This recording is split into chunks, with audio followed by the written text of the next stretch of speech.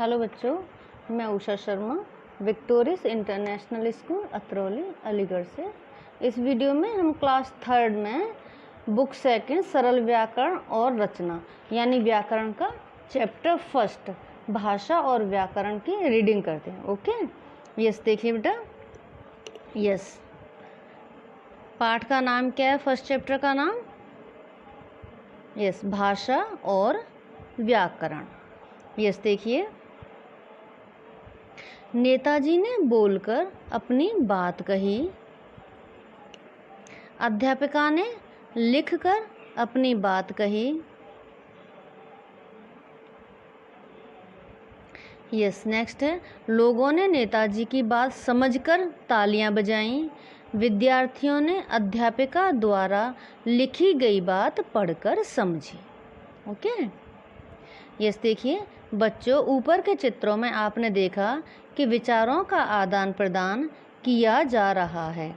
पहले चित्र में नेताजी बोलकर और लोग सुनकर विचारों का आदान प्रदान कर रहे हैं तथा दूसरे चित्र में अध्यापिका लिखकर और विद्यार्थी पढ़कर विचारों का आदान प्रदान कर रहे हैं।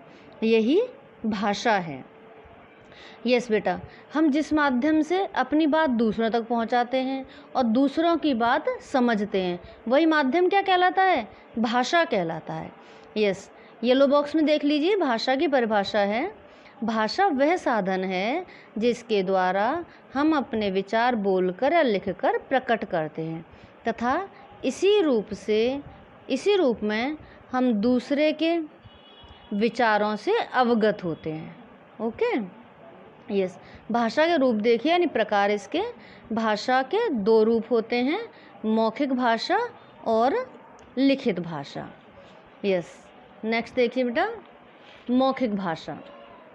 यस मौखिक भाषा यानी बोलकर जब हम बात करते हैं अपनी, यस बोलकर अपनी बात को दूसरों तक पहुंचाने और सुनकर दूसरों की बात को समझना ही मौखिक भाषा कहलाता है।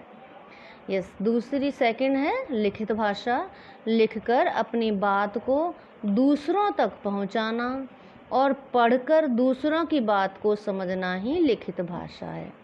यानी लिखी हुई चीज़ को हम पढ़ते हैं और उत्तर में लिखित ही जवाब देते हैं, तब भाषा का कौन सा रूप होता है? लिखित रूप होता है। यस कभी कभी हम संकेतों से भी अपनी बात दूसरों तक पहुंचाने की कोशिश करते हैं, यानी इशारे से। पर इशारे के लिए क्या ज़रूरी है? कि जिसे हम इशारा कर रहे हैं वो हमारे सामने हो। यस आगे देखिए, कक्षा में अध्यापक बच्चों को चुप रहने का इशारा करते हुए, क्या इशारा कर रहा है अध्यापक? चुप रहने का इशारा कर रहा है। इधर देखिए, यातायात का सिपाही हाथ के इशारे द्वारा यातायात को नियंत्रित करता है। ओके, अध्यापक के इशारे को बच्चे समझकर चुप हो गए। चौराहे पर खड़े सिपाही की बात सभी समझ जाते हैं। संकेतों के इन रूपों को भाषा नहीं कहा जा सकता। भाषा केवल बोली और लिखी जा सकती है। यस प्रचलित भाषाएं देखिए बेटा, जो प्रचलन में हैं।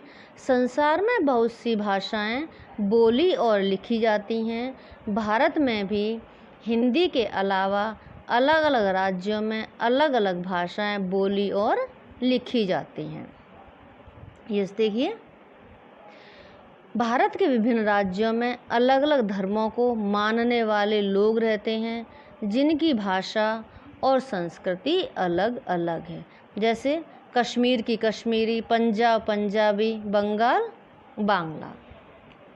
ये इधर देखिए बेटा, लिपि। यस ध्वनि को लिखने की विधि को लिपि कहते हैं। ध्वनि को जो हम बोल रहे हैं उसे जिन अक्षरों से लिखा जाता है वे अक्षर ही क्या कहलाते हैं? लिपि कहलाते हैं। संसार में अनेक भाषाएं हैं, प्रत्येक भाषा की लिपि को विशेष नाम दिया गया है। जो लिपि हैं उन्हें अलग अलग नाम से जाना जाता है। इस देखिए, संस्कृत, हिंदी तथा मराठी को देवनागरी लिपि में लिखा गया है। कौन कौन सी हैं? संस्कृत है, हिंदी है और मराठी। उर्दू फारसी लिपि में लिखी जाती है। पंजाबी गुरमुखी लिपि में लिखी जाती है और अंग्रेजी रोमन लिपि में लिखी जाती है। यस बेटा, इस वीडियो में इतना ही करते हैं। नेक्स्ट जो पार्ट है, नेक्स्ट पार्ट अगले वीडियो में करते हैं। ओके, सो इतना समझ लीजिए बेटा। ओके, सो बाय बेटा।